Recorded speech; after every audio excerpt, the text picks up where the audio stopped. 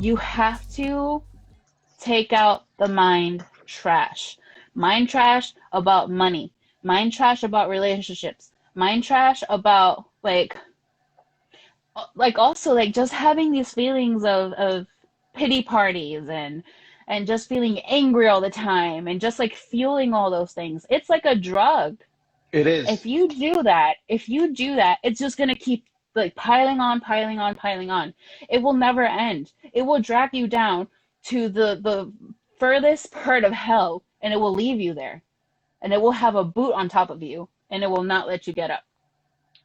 And I can say that truthfully because that's where I was until very recently. And I am so grateful that little things have been putting themselves in my way to make me get out of that because I was just going deeper and deeper and deeper into despair and just horribleness. And that is hell, truly.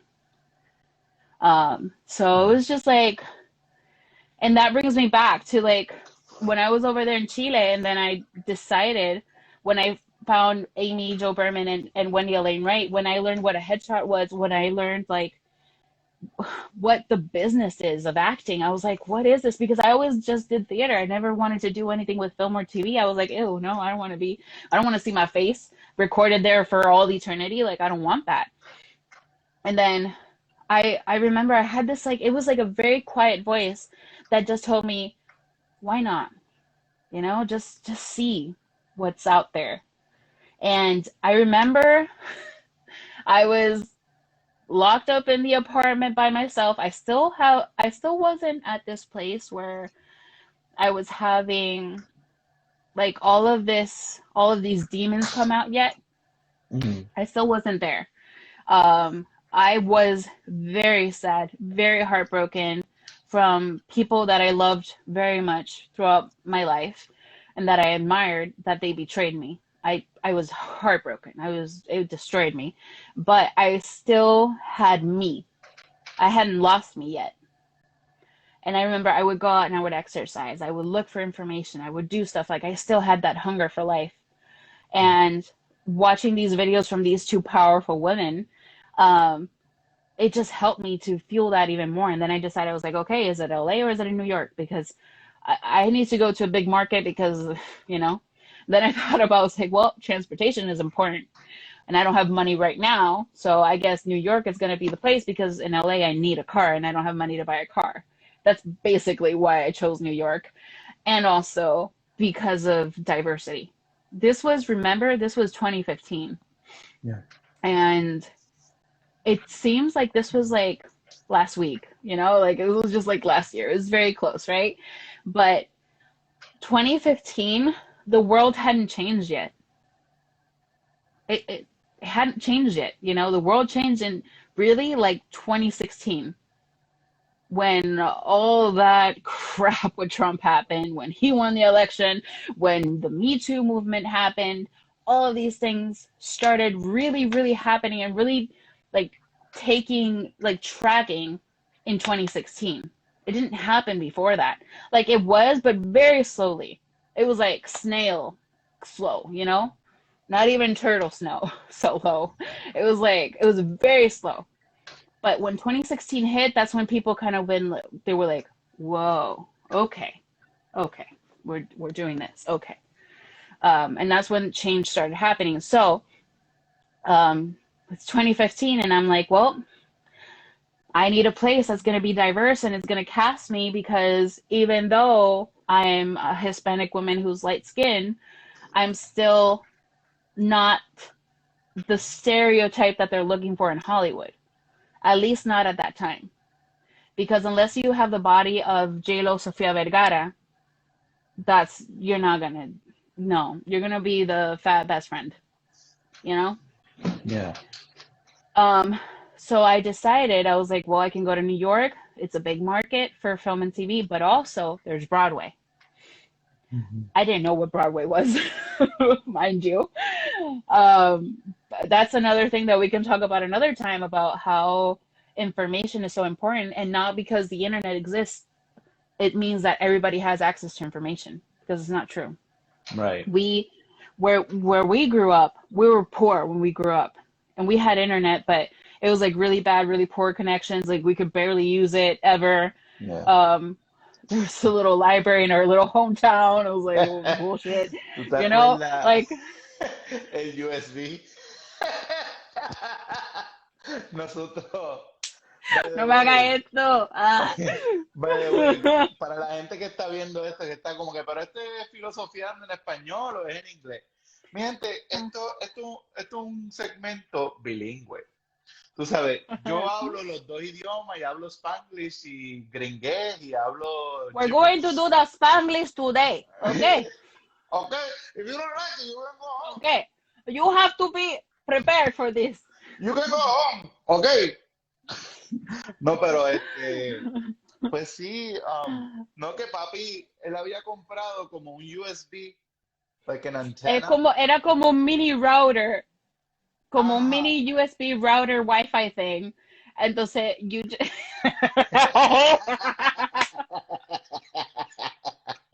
Okay, so just a little background so people can know. We used to live like about 45 minutes from like the main town, like the plaza. No, it wasn't 45 minutes. It was like 20 minutes in car.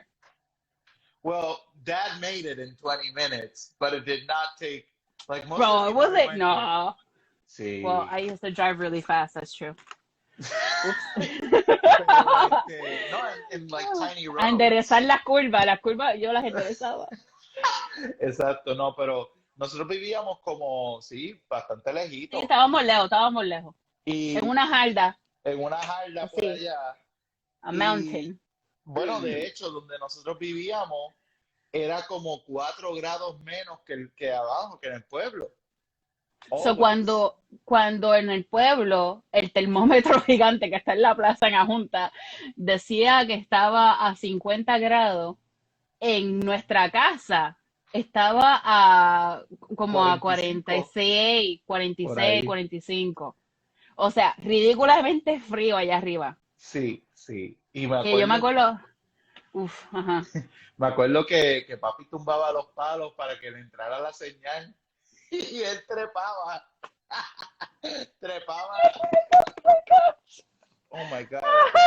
Sí, porque a las 5 de la tarde, it looked like Silent Hill. Like at 5 p.m., it was Silent Hill It up there. was creepy as hell, It was man. really creepy. It was really foggy, really misty, and I didn't like Our it. house was creepy, man. Everything was creepy. I had a couple of bad experiences like with the Yeah, vibe of me the too. house, and Me too. Me too. it didn't have a good vibe. But anyways, Yep. yeah, I remember that, we could talk for hours on end about living We just could in talk for that hours on all house. this stuff. My gosh. Oh my goodness. Pero Sí. me acuerdo que papi, él cogía la antenita esa y él compró un extension cord que era como de 24 pies, right? Like 24 feet or so. And then he put it on an antenna out through the window. And that's how we got internet up there. And Yeah. it wasn't like fast It 5G. was 5G did not slow. exist, but it was, Like you couldn't even watch like a video, like a full-on video, man. It was so bad. It was so oh, bad. it was And the thing is, terrible. it's not just like it wasn't just having internet. The issue. It was also that I didn't know how to navigate the internet. Remember, we're millennials, but I was born, I'm not like super old millennial because I'm not 40. That's not old either. That's not old either. But I'm not like OG millennial. I'm like in the middle millennial, you know? Yeah. I'm not the younger one. I'm in the middle. So it's like I was born right there on the cusp of like traditional living, traditional people, and Yeah. then modern. See. So I didn't know how to navigate the internet. I didn't know how to like look for information. I didn't know how to really like be specific, like put it on the freaking search bar. Like people think that that's just like it's just a fucking given, but it's not.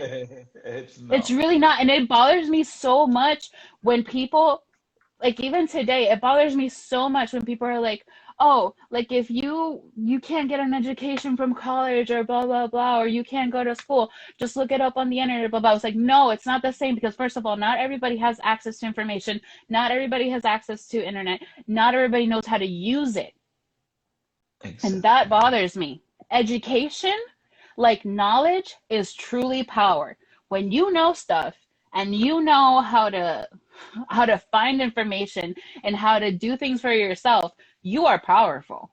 Oh, But not yes. everybody has that. Like there are places in the world where people don't have access to internet. There are places where, like right now, Cuba, con el dictador, with the dictatorship, like they cut off their internet. How the hell are they supposed to get information about anything? Like you can't talk about that. When people talk about that, it really pisses me off and it really shows how privileged they are. And that bothers me. Amen. Amen So to just that. closing that rant real quick. But closing that rant real quick.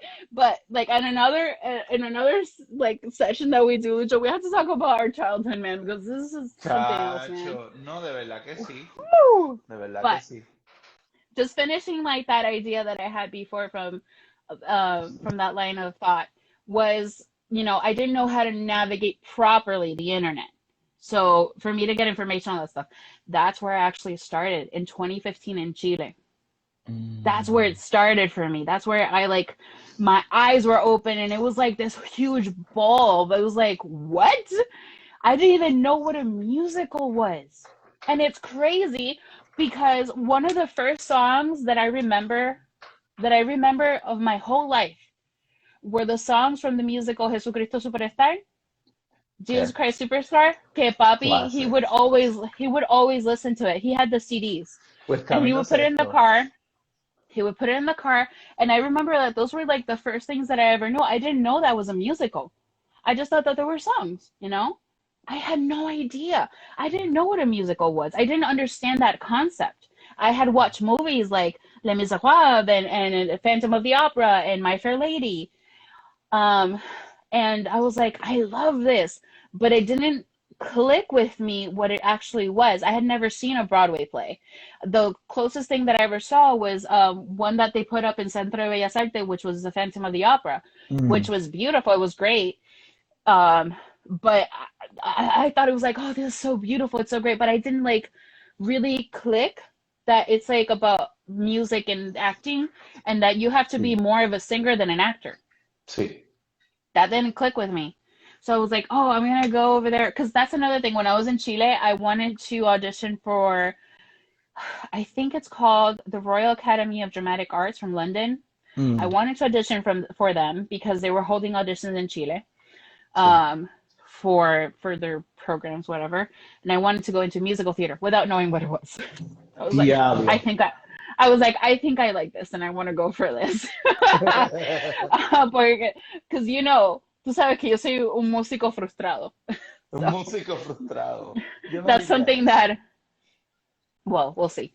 At some point, I want to take professional classes because that's something that I think I won't rest in peace until I actually do it at some point, in some Mala way. mía, Gaby, que me ves What you haciendo doing? lo que eras. I'm actually, I'm actually looking for my other headphones that I did not find earlier because these are gonna go out any minute, but I can keep talking without them. Yeah, it's just gonna be a pain to edit. Never mind.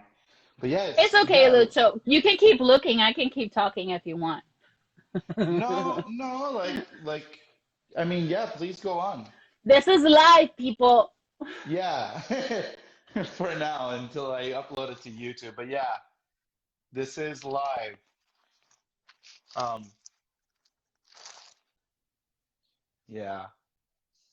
Oh,